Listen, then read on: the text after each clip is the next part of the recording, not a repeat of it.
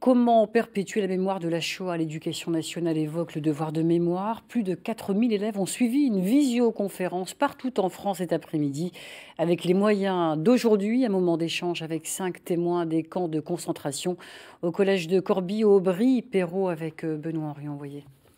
Quand on a 7 ans, on n'a pas vraiment conscience du danger qui se prépare. Quand on voit qu'il faut aller se déclarer à la préfecture et qu'on vous met un tampon juif sur votre carte d'identité, vous n'avez pas de conscience de toutes les conséquences que ça peut apporter.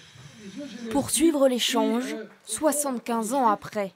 Ces rescapés de la Shoah continuent de participer au devoir de mémoire, une habitude pour eux, une étape dans le parcours de ces collégiens. Un récit aujourd'hui délivré sur grand écran, car en 2019, impossible de recevoir des témoins en personne dans chaque établissement.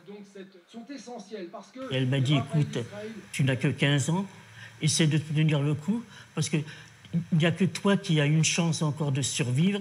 Et alors, surtout, n'oublie pas, si un jour tu as une chance de revenir en France, c'est de raconter ce qui nous est arrivé pour qu'on ne soit pas les oubliés de l'histoire. Je pense qu'on a encore la chance de pouvoir les voir et que dans quelques années, ils seront tous morts malheureusement. Et je pense qu'on a encore la chance vraiment de pouvoir en profiter et de ne pas que se baser sur des manuels. C'est des gens qui l'ont vécu, donc ils arrivent mieux à nous exprimer tout ça, alors que maintenant, il n'y a plus personne qui peut nous raconter ça. Cet après-midi, partout en France, 150 établissements ont suivi cette visioconférence. Des moyens modernes pour diffuser une parole devenue rare, mais toujours essentielle. Chez les 18-24 ans, 21% n'ont jamais entendu parler de la Shoah. Il y a la distance qui s'installe, pour eux c'était il y a longtemps, il y a encore 10 ans, 15 ans, on en parlait dans les familles.